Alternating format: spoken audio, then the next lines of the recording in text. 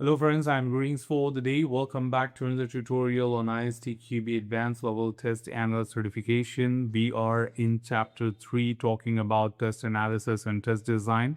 And today we shall be talking about some of the sample questions remaining from this chapter to be discussed and looking forward to how to solve them.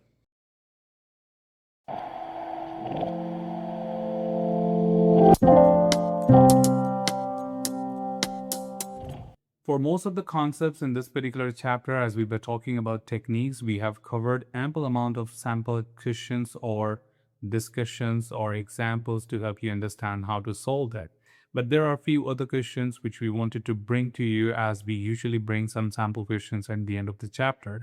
So we would like to cover those which we have not discussed about. And as a part of this particular tutorial, we would like to cover a few of them to help you understand that what exactly are the other types of questions which are expected from the same chapter. So taking the very first question on your screen, and we are talking about experience-based system testing. So if you see here, the question is a little tricky, but yet very simple and straightforward. Your organization is developing an astronomy quiz app. The specification indicates that 24 astronomy questions are randomly selected from a pool and presented one by one to a player. Each question has 4 possible answers. One of them is correct and the others are not. Where the player selects an answer, the quiz indicates whether the selection is correct or incorrect. Subsequently, the player can proceed to the next question. The quiz displays the score when the player has completed whole 24 questions.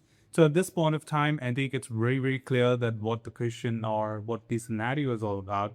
It's a very simple quiz where there are 24 questions. Each question has 4 options and one of them is right, 3 is wrong. 3 are wrong. So of course you are looking forward to select, and after selection when you submit, you get to see what is your right answer, whether you selected the right answer or not. And on the other hand, if you talk about the second one, which is that at the completion you get the results of it. Let's come to the question part. As the test analyst, you designed a checklist to guide experience-based functional system testing. So the technique is very clearly identified, and that is experience-based testing, which we are conducting. We have also clarified that we are talking about functional and system testing as the level. Now, which of the following checklist item is most appropriate for verifying the correct flow of user interaction? So there are 4 options as usual. Option A says when the system displays a question, are 4 different answers displayed and selectable. So first of all, we are talking about the subject as checklist, and we should recall at this point of time that checklist is list of those items which we should cross verify when interacting with the system. And that is where it becomes very important to understand what is checklist-based testing, and we have covered that. So it's a blended question from checklist as well as experience-based testing. So of course, the option A looks pretty good, because once a question is displayed, there are 4 options or 4 answers displayed and selectable. It should be like user should be able to select the answer. Whereas B says for each question, does the application indicate which answer is correct and which answer is incorrect? Now, something to worry about. These are the type of options which becomes tricky in the real world. You may say that the option B is also fine because in the scenario they clearly said that which answer is correct and which answers are incorrect. But you forgot something very important. They said upon selection of one of the option. Okay, and here in that particular item it is not displayed or not written that the user has selected the option and then the correct or incorrect answer is being displayed. So B has an ambiguity which we need to take care of. Let's see the next option, the C. When the player selects an incorrect answer to a question, does the application mark the incorrect answer red and the correct answer, which is not selected, as green? Now that's, I think, well separatable. That first of all, the red and green part is absolutely fine. But if you're talking about correct answer, which is without selection turning into green, is not the criteria, which we are not looking forward to. And D says, how long does an astronomy amateur require on average to answer the 24 question? The checklist item cannot be answered with yes or no, because the time is a value, and certainly the checklist generally have two options to answer, that is yes or no. So it's not a checklist item first of all. So put together, as we have discussed, we have understood the right answer to this particular question is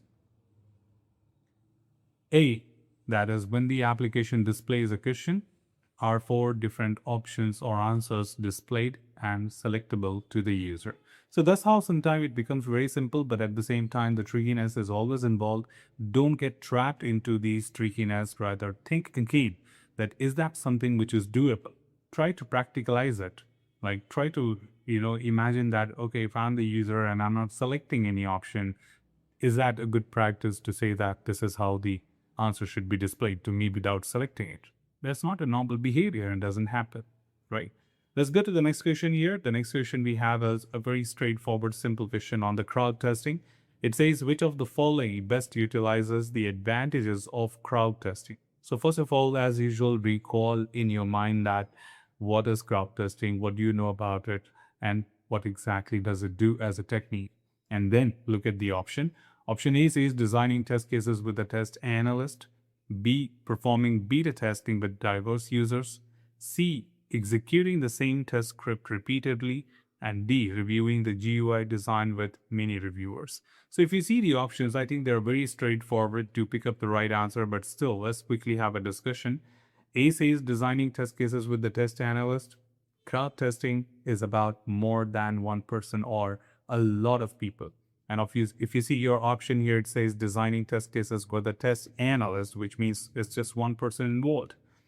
B, performing beta testing with diverse users. The word diverse represents here that you're talking about a big crowd, and beta testing is pretty much applicable to such type of test techniques. Executing the same test script repeatedly, then of course repeating is not something which is called as crowd testing. However, the main advantage of crowd testing, which provides variability and real user perspective, is not being covered here. And when you talk about D, reviewing the GUI design with many reviewers, crowd testing is a type of dynamic testing, not static testing. And that certainly makes it very clear that what exactly should be the answer. So the right answer to this particular question is B, performing beta testing with diverse users utilizes the advantages of the crowd testing. So it's just simple. You don't have to buy hard. You don't have to randomly go through different questions. The more you understand the concept and context related to a topic, it makes your job easier to pick up the right answer. And that's how simple it becomes in the examination too.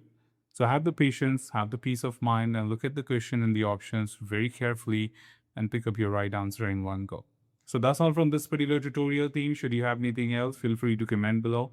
I'm always there to address your queries and answer them well. Till then, keep learning, keep exploring, keep understanding the context. Thanks for watching the video team, and happy learning.